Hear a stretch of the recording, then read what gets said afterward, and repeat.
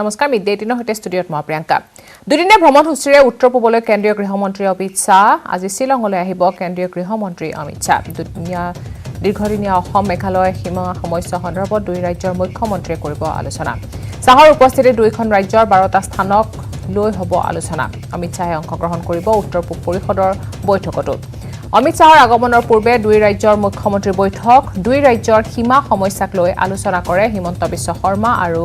Conrad Changmai দীৰ্ঘ সময় ধৰি চলি আহিছে সীমা সমস্যা আৰু আলোচনাৰ পিছতে যুটীয়া সংবাদমেল সম্বোধন কৰি এই সম্পৰ্কে অৱগত কৰে দুইগৰাকী মুখ্যমন্ত্ৰীয়ে উল্লেখযোগ্য যে দেওবাৰে অসমত কেইবাটাও কাৰ্যসূচীত অংশগ্ৰহণ কৰিব অমিত শাহে Today's discussion was very fruitful. We appreciate each other's positions and we also come to a common understanding that now we need to travel beyond status quo. Whenever both the chief minister met earlier, after the meeting we used to give a joint statement that both the state has agreed to maintain the status quo. This time we are not going to maintain that. What we are going to say to the people of Meghalaya and people of Assam that we are firm and we are committed to resolve this dispute. So I have invited Honorable Chief Minister of Meghalaya, Sri Conrad Sangma, to visit Guwahati on 6th to start the second round of discussion, if we say that today is the first round of discussion. And then, if necessary, we will go to the all 12 sites together. Both the Chief Minister will, if necessary, will go to all the 12 sites to appreciate each other's position. And by the grace of God and by the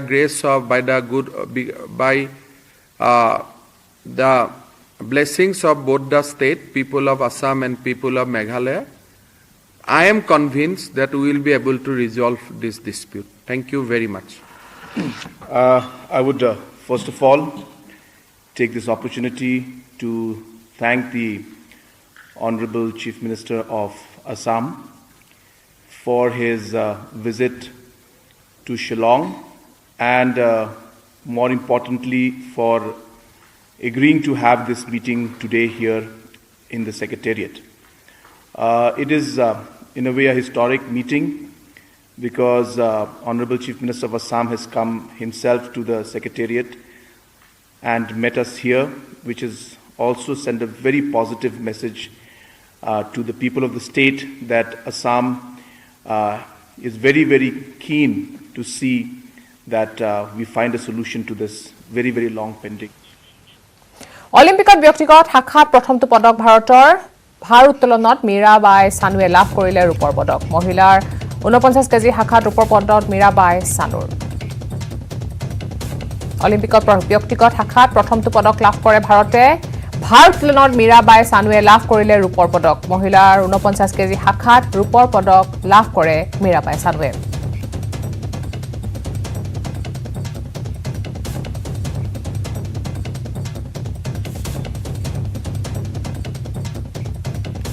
অলিম্পিকত ব্যক্তিগত শাখাত প্ৰথমটো পদক লাভ কৰে ভাৰতে ভাৰ উত্তোলনত মীৰাবাই চানুৱে লাভ কৰিলে ৰূপৰ পদক মহিলাৰ 49 কেজি শাখাত ৰূপৰ পদক লাভ কৰে মীৰাবাই চানুৱে প্ৰথমটো পদক লাভ কৰে ভাৰতে ভাৰ উত্তোলনত লাভ কৰে প্ৰথমটো পদক মীৰাবাই চানুৱে লাভ কৰিলে ৰূপৰ পদক মহিলাৰ 49 কেজি শাখাত ৰূপৰ পদক লাভ কৰে মীৰাবাই চানুৱে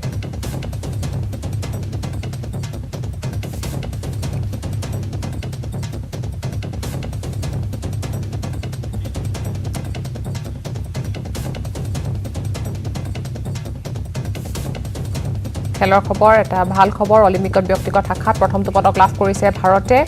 ভাৰ উত্তোলনত মীৰাবাই চানুৱে লাভ কৰিছে ৰূপৰ পদক মহিলাৰ 49 কেজি শাখাত ৰূপৰ পদক লাভ কৰে মীৰাবাই চানুৱে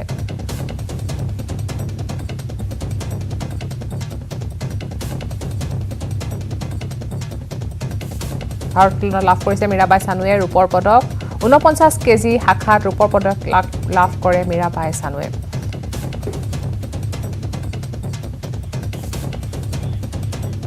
আমি এই সম্পৰ্কে কথা পাতিম আমাৰ সাংবাদিক বিপুল বৰ্মনৰ সৈতে বিপুল বৰ্মন আপোনাৰ ওচৰলৈ আহিছো আৰু ভাল খবৰ প্ৰথমটো পদক লাভ কৰিবলৈ সক্ষম হৈছে ভাৰতে ভাৰোত্তোলনত মীৰাবাই চানুৱে লাভ কৰিছে ৰূপৰ পদক প্ৰিয়ংকা এই মুহূৰ্তত ভাৰতবৰ্ষৰ খেলৰ বাবে খুব ডাঙৰ খবৰ এইটোৱে যে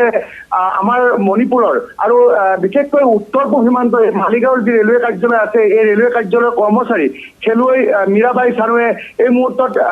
ৰূপৰ পদক অৰ্জন কৰিলে আৰু যিহেতু যোৱাকালি আৰম্ভ হৈছিলে এই টকিঅ'ত এই অলিম্পিক গেমছ 32 সংখ্যক অলিম্পিক গেমছ আৰু ইয়াৰে খেল হিচাপত আজি প্ৰথমটো দিন আছিলে আৰু প্ৰথমটো দিনতে মীৰাবাই চানুৱে খুব স্বৰ্ণ পদকেই পালে এদিন খুব ভাল ফাইট দিছিলে যেতিয়া 117 ৱেট তেখেতে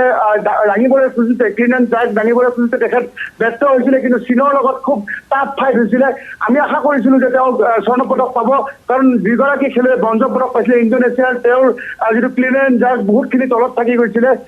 110 111 এনেকুৱা কিন্তু আমি 116 কেজি দাঙিছিলো মীৰাবাই চানুৱে তাৰপিছত 117 কেজি এটেম্প কৰিছিলো কিন্তু সেইটো ক্ষেত্ৰত 17 কেজি আমি ক্লিনটো ঠিকে আছিলে জাৰ্কটোৰ ক্ষেত্ৰত কিছু অসুবিধা হ'ল কিন্তু যিয়ে নহওক মীৰাবাই চানুৱে দেখুৱাইছিলে তেওঁৰ শক্তি বিশ্ব চেম্পিয়ন আছিলে ইয়াৰ আগতে 2018 চনত আৰু এই কোভিডৰ সময়তো তেওঁ যথেষ্ট কষ্ট কৰি অনুশীলন চলাই আছিলে আমাৰ মণিপুৰৰ ইম্ফলৰ জীয়ৰী আৰু উত্তৰ পূব সীমান্ত ৰেলৱে মালিগাঁৱৰ কৰ্মচাৰী ভাৰোত্তোলক খেলুৱৈ আৰু এইখিনিকে ভাৰোত্তোলন আমাৰ ভাৰতীয় ভাৰোত্তোলন সন্থাৰ সভাপতি নিজেই গৈ বৰ্তমান টকিঅ'ত আছে বীৰেন্দ্ৰ প্ৰসাদ বৈশ্য আৰু অসম ভাৰোত্তোলন সন্থাৰ যিটো সাধাৰণ সম্পাদক ভৱলজী গোস্বামী তেখেতসকল সকলোৱে আশা কৰিছিলে যে মীৰাবাই চানুৱে পদক পাব যোৱাৰ আগে আগে আমি উত্তৰ পূব সীমান্ত ৰেলৱে মালিগাঁৱত আমি কথা পাতিছিলো মীৰাবাই চানুৰ সৈতে তেখেতে খুব আত্মবিশ্বাসী হৈ আছিলে আৰু সকলোৱে ভবা ধৰণে তেখেতে আজি ৰূপৰ পদক অৰ্জন কৰিলে আৰু অকল ৰূপৰ পদক অৰ্জন কৰা নহয় এইবাৰ টকিঅ' অলিম্পিকত এইটো ভাৰতবৰ্ষৰ বাবে প্ৰথম পদক আৰু এটা কথা মনলৈ আহিছে যে 2000 চনত যেতিয়া ছিডনী অলিম্পিক হৈছিলে তেতিয়া কৰ্ণম মালেশ্বৰীয়ে পদক অৰ্জন কৰিছিলে গতিকে যি ভাৰতবৰ্ষৰ আজি যদি আমি পোৱা যায় 1896 1896 চনত অলিম্পিক আৰম্ভ হৈছিলে গতিকে 125 বছৰীয়া যিটো অলিম্পিকৰ ইতিহাস এই ইতিহাসত দুগৰাকী মহিলা ভাৰোত্তোলকে পদক পালে প্ৰথমগৰাকী 2000 চনত কৰ্ণম মালেশ্বৰীয়ে আৰু দ্বিতীয়গৰাকী মীৰাবাই চানুৱে গতিকে খুব ভাল খবৰ উত্তৰ পূৰ্বাঞ্চল অসম আৰু গোটেই ভাৰতবৰ্ষৰ বাবে ভাল খবৰ যে 6খন মীৰাবাই চানুৱে তেওঁ যুঁজি আছিলে যোৱাবাৰ ব্যৰ্থ হৈছিলে ৰিঅ' অলিম্পিকত পদক নাপালে তেওঁ এইবাৰ তেওঁ আশা কৰিছিলে আৰু কৈছিলে তেওঁ পদক স্বৰ্ণ পদক পাম অকমানৰ বাবে তেওঁ থাকি গ'ল হ'লেও ৰূপৰ পদকেৰে আমাক সকলোকে গৌৰৱান্বিত কৰিলে আমি আমাৰ নিউজেট অসম নৰ্থ ইষ্টৰ তৰফৰ পৰা মীৰাবাই চানুক অভিনন্দন জনাইছো প্ৰিয়ংকা হয় নিশ্চয়কৈ ধন্যবাদ জনাইছো বিপুল বৰ্মন এটা ভাল খবৰ অলিম্পিকত ব্যক্তিগত শাখাত প্ৰথমটো পদক লাভ কৰিছে ভাৰতে ভাৰোত্তোলনত মীৰাবাই চানুৱে লাভ কৰিছে ৰূপৰ পদক মহিলাৰ 49 কেজি শাখাত ৰূপৰ পদক লাভ কৰে মীৰাবাই চানুৱে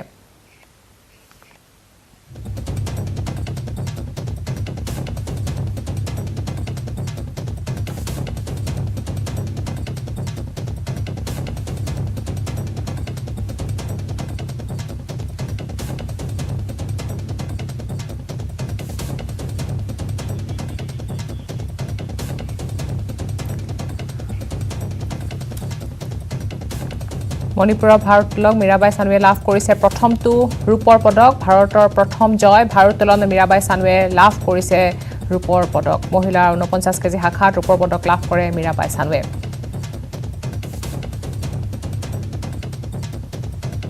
ভাৰতৰ বাবে ভাল খবৰ ভাৰোত্তোলনত মীৰাবাই চানুৱে লাভ কৰিছে ৰূপৰ পদক প্ৰথমটো পদক লাভ কৰিছে ভাৰতে অলিম্পিকত ব্যক্তিগত শাখাত প্ৰথমটো পদক লাভ কৰিছে ভাৰতে ভাৰোত্তোলনত মীৰাবাই চানুৱে লাভ কৰিছে ৰূপৰ পদক মহিলা 49 কেজি শাখাত ৰূপৰ পদক লাভ কৰে মণিপুৰৰ মীৰাবাই চানুৱে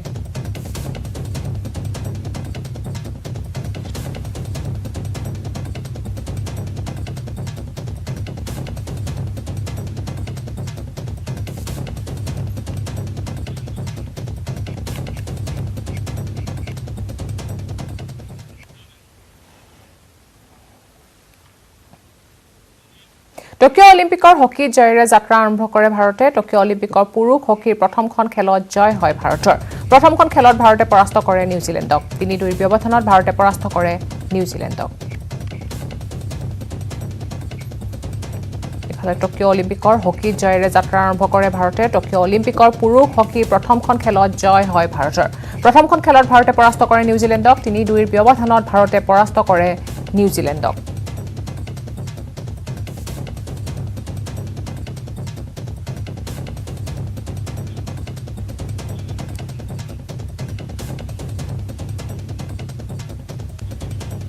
টকিঅ' অলিম্পিকত প্ৰথমটো স্বৰ্ণ পদক লাভ কৰে চীনে চীনৰ তাৰকা শ্বুটাৰ য়াং চিয়েনৰ প্ৰথমটো স্বৰ্ণ পদক লাভ 10 মিটাৰ এয়াৰ ৰাইফল ইভেণ্টত স্বৰ্ণ পদক লাভ কৰে চিয়েনে পৰাস্ত কৰে ৰাছিয়াৰ এণ্টাছিয়া গালাচিনাক ইফালে আৰ্চাৰী মিক্স ইভেণ্টৰ কোৱাৰ্টাৰ ফাইনেলত প্ৰৱেশ ভাৰত দীপিকা আৰু প্ৰবীণ জ্যোতিৰ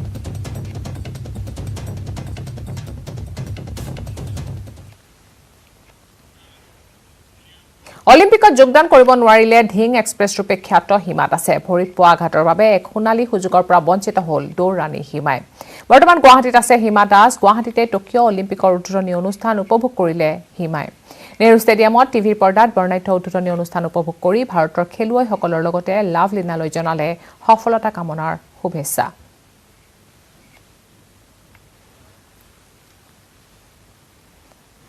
লাভলীনা মোৰ বন্ধু সমূহ অসমবাসীৰ ফালৰ পৰা মোৰ বান্ধৱী লাভলীনালৈ শুভেচ্ছা থাকিল আৰু এটা ঘাপটো পাৰ হ'লে আমি 100% চিয়ৰ তাই অসমৰ কাৰণে মেডেল লৈ আহিব আৰু গোটেই অসমবাসী গোটেই ভাৰতবাসীয়ে এইবাৰ এটা নতুন ইতিহাস দেখিবলৈ পাব কাৰণ এইবাৰ অলিম্পিকত মই নিজেই যেনেকৈ আছিলোঁ তাত ইণ্ডিয়া কেম্পত চ' গতিকে ইতিহাস দেখা পাব সকলোৱে থেংক ইউ ছ' মাছ শীঘ্ৰেই ঘোষণা হ'ব অসম প্ৰদেশ কংগ্ৰেছৰ সভাপতিৰ নাম সভাপতিৰ দৌৰত আছে 4জনৰ নাম গুৱাহাটীত উপস্থিত হৈ মন্তব্য কৰে ৰিপুণ বৰাই দিল্লীত কংগ্ৰেছ হাইকমাণ্ডেৰে আলোচনা সামৰি গুৱাহাটীত উপস্থিত ৰিপুণ বৰা পুনৰ সভাপতি নহয় বুলি স্পষ্ট মন্তব্য কৰে ৰিপুণ বৰাই কংগ্ৰেছ ত্যাগ কৰি বিজেপিত যোগদান কৰা সকলোকো সমালোচনা কৰে ৰিপুণ বৰাই নিজৰ স্বাৰ্থ সিদ্ধিৰ বাবে কংগ্ৰেছ ত্যাগ কৰা বুলি কটাক্ষ কৰে ৰিপুণ বৰাই বিধায়ক সুশান্ত বুঢ়াগোহাঁইৰ বিজেপি গমনক লৈও মন্তব্য কৰে ৰিপুণ বৰাই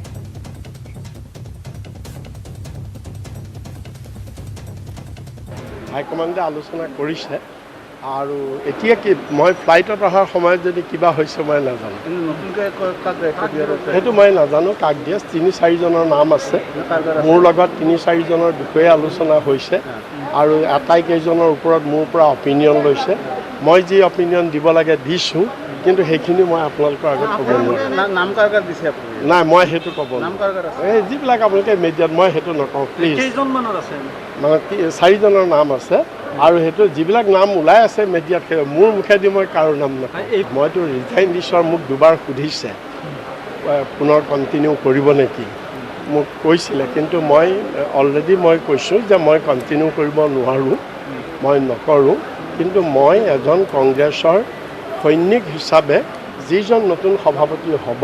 তেওঁক সম্পূৰ্ণ ধৰণে সকলো ধৰণে সহায় কৰি ঘূৰি আহিম মিড ডে 3লৈ কিন্তু তাৰ আগতে লৈছে এটা সৰু বিৰতি মাইথান ষ্টিল ইমান ষ্ট্ৰং যে 20% কমকৈ লাগে ষ্ট্ৰং আৰু বুদ্ধিয় মাইথান নিৰ্মাণৰ মানদণ্ড অসম জাতীয় পৰিষদৰ সংবাদমেল সম্বোধন কৰে এজেপি সভাপতি লুৰিণজ্যোতি গগৈ 42 লাখ ভুৱা কৃষকক প্ৰধানমন্ত্ৰী কিষাণ নিধিৰ ধন প্ৰদান দেশৰ ভিতৰতে অসমত সৰ্বাধিক ভুৱা কৃষকক ধন প্ৰদান কৰা হৈছে বুলি সংবাদমেলযোগে মন্তব্য কৰে প্ৰধানমন্ত্ৰী কিষাণ সন্মত নিধিত ভাৰতৰ ভিতৰতে অসমত অধিক অনিয়ম দুৰ্নীতিৰ শতাংশ হিচাপত 19.7% অনিয়ম অসমত হৈছে আৰু অসমত প্ৰায় 11 লাখ ভুৱা কৃষক ৰূপে চিনাক্ত হৈছে কেন্দ্ৰীয় মন্ত্ৰীয়ে সংসদৰ মজিয়াত দিয়া তথ্য কৃষি মন্ত্ৰীয়ে সংবাদমেলত তথ্য আৰু RTI তথ্যৰ মাজত ব্যাপক পাৰ্থক্য জিলা ভিত্তিক ভুৱা কৃষকৰ তথ্য এতিয়ালৈ ৰাজহুৱা কৰা নাই ৰাজ্যভিত্তিক ক'ত কিমান ভুৱা কৃষক আছে সেয়া ৰাজহুৱা কৰিব লাগে বুলি বিজেপিৰ নেতৃত্বাধীন তামিলনাডু আৰু অসমত আটাইতকৈ ভুৱা কৃষক পশ্চিমবংগত ভুৱা কৃষকৰ সংখ্যা 19 গৰাকী উদ্দেশ্য প্ৰণোদিত ৰাজনৈতিক লক্ষ্য পূৰণৰ বাবে এই ধন প্ৰদান কৰা হৈছে যিসকল কৃষকে বাছনি কৰিছিল সেইসকলে এতিয়া ভুৱা কৃষক বাছনি কৰিছে আৰু এয়া কোনো প্ৰক্ৰিয়া প্ৰশ্ন লুৰিণজ্যোতি গগৈৰ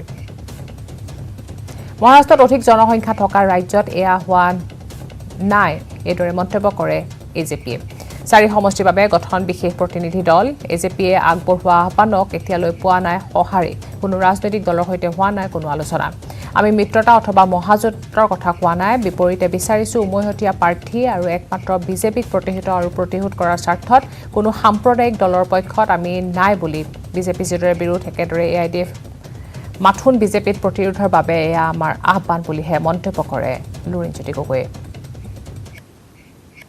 যিসমূহ বন্ধন গোটৰ বেংকৰ ধন ৰিহাই দিম বুলি মানুহক মিছা প্ৰতিশ্ৰুতিৰে তেওঁলোকে ভোট সংগ্ৰহ কৰিছিল তেনেকৈ এই গোটেই প্ৰধানমন্ত্ৰীৰ কিষাণ সন্মান নিধিৰ এই লোনৰ জৰিয়তে এই আঁচনিৰ যোগেদি তেওঁলোকে কৃষকসকলক ধন দি তেওঁলোকে অতি উদ্দেশ্য প্ৰণোদিতভাৱে নিৰ্বাচনত ভোটাৰসকলক প্ৰভাৱিত কৰিবৰ কাৰণে চিন্তা চৰ্চা কৰিছে। এই কথা তথ্যই প্ৰমাণ কৰে কেন্দ্ৰীয় চৰকাৰৰ তথ্য, কাৰণ ভুৱা কৃষকৰ সংখ্যা পশ্চিমবংগত 19 জন। এইকাৰণে মই তথ্যটো দিব খুজিছোঁ। পশ্চিমবংগত কেতিয়াও ভুৱা কৃষকৰ সংখ্যা ইমান বৃদ্ধি হোৱা নাই, তথ্য আনকি ধনো ইমান বেছি দিয়া হোৱা নাই। তাৰ লগে লগে ধন যিসমূহ তেওঁলোকৰ বিজেপি শাসিত যিসমূহ ৰাজ্য আছে তাত ধন বেছিকৈ দিয়া হৈছিল। ভুৱা কৃষকৰ সংখ্যা বেছি। দুখন ৰাজ্য, আন ৰাজ্যসমূহ মই বাদ দিলোঁ, 5খন ৰাজ্য শেহতীয়াকৈ হোৱা নিৰ্বাচনৰ 5খন ৰাজ্যৰ ভিতৰত 3খনৰ সংখ্যা মই দাঙি ধৰিছোঁ। তামিলনাডু, অসম আৰু পশ্চিমবংগ, আৰু তাৰ ভিতৰত তামিলনাডু আৰু অসমত আটাইতকৈ বেছি। অসম প্ৰথম স্থান, দ্বিতীয় স্থানত তামিলনাডু। অসমত তেওঁলোকৰ বিজেপিৰ নিজৰ চৰকাৰ আছিল আৰু তাতে আটাইতকৈ বেছি তেওঁলোকৰ ভুৱা কৃষক ওলাইছে। এই কথাই স্পষ্ট ৰূপত প্ৰমাণ কৰিছে যে এইটো সম্পূৰ্ণ উদ্দেশ্য প্ৰণোদিত আৰু ইয়াৰ লগত ৰাজনৈতিক তেওঁলোকৰ লক্ষ্য জড়িত হৈ আছে। আৰু সেইকাৰণে তেওঁলোকে যেতিয়া নিয়ম তেওঁলোকে কৰিছিল, কোনো ধৰণৰ নিয়মাৱলী নাই, তেওঁলোকে কোনো ধৰণৰ তেনেকুৱা ষ্টেণ্ডাৰ্ড কোনো প্ৰচিডিঅ'ৰ নাই। চৰকাৰী চাকৰিয়াল, পেঞ্চনাৰ, ঠিকাদাৰ, ধনী ব্যক্তি সকলোৰে ওচৰলৈ এই ভুৱা কৃষকৰ ধন বা এই নিধিৰ ধন তালৈ তেওঁলোকে দিছিল বা ইতিমধ্যে তেওঁলোকৰ তালৈ গৈছিল। তাৰ উপৰিও আৰু ডাঙৰ কথাটো হ'ল যে যিসকলে আগতে কৃষকৰ তালিকা বনাইছিল, যিসকল কৃষি বিভাগৰ বিষয়া কৰ্মচাৰী, এতিয়া তেওঁলোককে আকৌ ভুৱা কৃষকৰ তালিকা তেওঁলোকক তৈয়াৰ কৰিবলৈ দিছে। যিসকলে আগৰ ভুলকৈ যিসমূহ তালিকা বনাইছিল বা ভুৱা কৃষক তেওঁলোকে উদ্দেশ্য প্ৰণোদিতভাৱে যাৰ নাম ভৰাই দিয়া হৈছিল, তেওঁলোককে আকৌ ভুৱা কৃষকৰ নাম তেওঁলোকক উলিয়াবৰ কাৰণে, বাছনি কৰিবৰ কাৰণে বা বিচাৰি উলিয়াবৰ কাৰণে তেওঁলোকক দায়িত্ব দিছে। আজিলৈকে কোনো ধৰণৰ তদন্ত হোৱা নাই, কোনো ধৰণৰ বিষয়াৰ বিৰুদ্ধে শাস্তিমূলক ব্যৱস্থা গ্ৰহণ কৰা নাই। যিসকল কৃষি বিষয়া কৰ্মচাৰী আছে তেওঁলোকৰ কাৰো বিৰুদ্ধে কোনো ধৰণৰ তদন্ত ব্যৱস্থা গ্ৰহণ কৰা নাই। আৰু অতি আশ্চৰ্যজনকভাৱে যোৱা বিধানসভাৰ অধিৱেশনত যিমান শক্তিশালীভাৱে সৰবভাৱে এই বিষয়টো বিধানসভাৰ মজিয়াত আলোচনা হ'ব লাগিছিল, প্ৰতিবাদ হ'ব লাগিছিল, নহ'ল। টেক্সাছ বিতৰ্কৰ বিৰুদ্ধে অসম প্ৰদেশ কংগ্ৰেছৰ প্ৰতিবাদ, কেন্দ্ৰীয় গৃহমন্ত্ৰী আৰু প্ৰধানমন্ত্ৰী পদত্যাগৰ দাবী কংগ্ৰেছৰ। গোপনীয়তা অধিকাৰ খৰ্ব কৰাৰ বিৰুদ্ধে প্ৰদেশ কংগ্ৰেছৰ প্ৰতিবাদ। সমগ্ৰ দেশৰ লগতে অসমত প্ৰদেশ কংগ্ৰেছৰ ৰাজভৱন চলোৱা কাৰ্যসূচী। উচ্চতম ন্যায়ালয়ৰ প্ৰত্যক্ষ তত্বাৱধানত ন্যায়িক তদন্তৰ দাবী, ৰাজ্যপালৰ জৰিয়তে ৰাষ্ট্ৰপতিলৈ পত্ৰ প্ৰেৰণ কংগ্ৰেছৰ।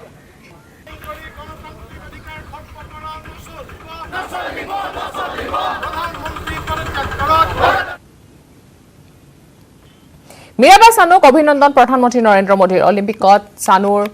চমকপ্ৰদ প্ৰদৰ্শনত অভিনন্দন মোদীৰ। ইয়াতকৈ আৰু সুখৰ আৰম্ভণি কি হ'ব পাৰে বুলি মন্তব্য কৰে মোদীয়ে। মীৰাবাই চানুক অভিনন্দন জনায় প্ৰধানমন্ত্ৰী নৰেন্দ্ৰ মোদীয়ে। অলিম্পিকত চানুৰ চমকপ্ৰদ প্ৰদৰ্শনত অভিনন্দন নৰেন্দ্ৰ মোদীৰ। ইয়াতকৈ আৰু সুখৰ আৰম্ভণি কি হ'ব পাৰে বুলি মন্তব্য কৰে নৰেন্দ্ৰ মোদীয়ে।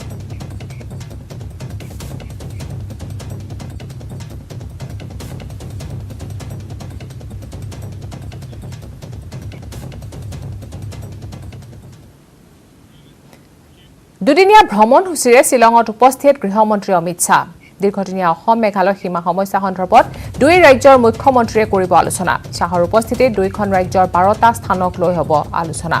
অমিত শ্বাহে অংশগ্ৰহণ কৰিব উত্তৰ পূব পৰিষদৰ বৈঠকতো। অমিত শ্বাহৰ আগমনৰ পূৰ্বে দুই ৰাজ্যৰ মুখ্যমন্ত্ৰীৰ সৈতে বৈঠক। দুই ৰাজ্যৰ সীমা সমস্যাক লৈ আলোচনা হিমন্ত বিশ্ব শৰ্মা আৰু কনৰাড চাংমাৰ। দীৰ্ঘ সময় ধৰি চলি আহিছে সীমা সমস্যা আৰু আলোচনাৰ পিছতে যুটীয়া সংবাদমেল সম্বোধন কৰি এই সম্পৰ্কে অৱগত কৰে দুয়োগৰাকী মুখ্যমন্ত্ৰীয়ে। উল্লেখযোগ্য যে দেওবাৰে অসমত কেইবাটাও কাৰ্যসূচীত অংশগ্ৰহণ কৰিব অমিত শ্বাহে।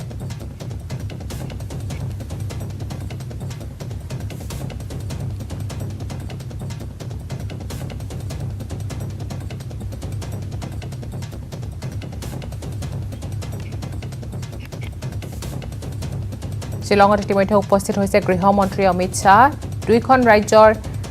ভ্ৰমণসূচীৰে শ্বিলঙত উপস্থিত হৈছে অমিত শ্বাহ। দীৰ্ঘদিনীয়া অসম মেঘালয় সীমা সমস্যা সন্দৰ্ভত দুই ৰাজ্যৰ মুখ্যমন্ত্ৰীয়ে কৰিব আলোচনা। শ্বাহৰ উপস্থিতিত দুইখন ৰাজ্যৰ 12টা স্থানক লৈ কৰা হ'ব আলোচনা। অমিত শ্বাহে অংশগ্ৰহণ কৰিব উত্তৰ পূব পৰিষদৰ বৈঠকতো।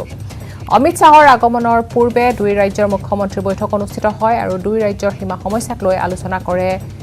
দুয়োগৰাকী মুখ্যমন্ত্ৰীয়ে দীৰ্ঘ সময় ধৰি চলি আহিছে সীমা সমস্যা আৰু আলোচনাৰ পিছতে যুটীয়া সংবাদমেল সম্বোধন কৰি এই সম্পৰ্কে অৱগত কৰে দুয়োগৰাকী মুখ্যমন্ত্ৰীয়ে উল্লেখযোগ্য যে দেওবাৰে অসমত কেইবাটাও কাৰ্যসূচীত অংশগ্ৰহণ কৰিব অমিত শ্বাহে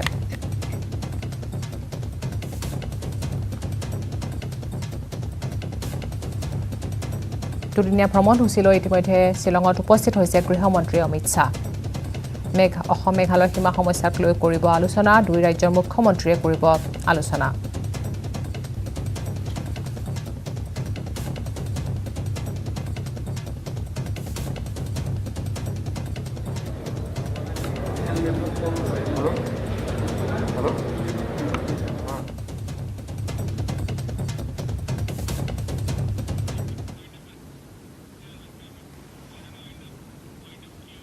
আৰু ইয়াৰ লগে লগে সময় হৈছে মিড ডে 18 পৰা বিদায় লোৱাৰ নমস্কাৰ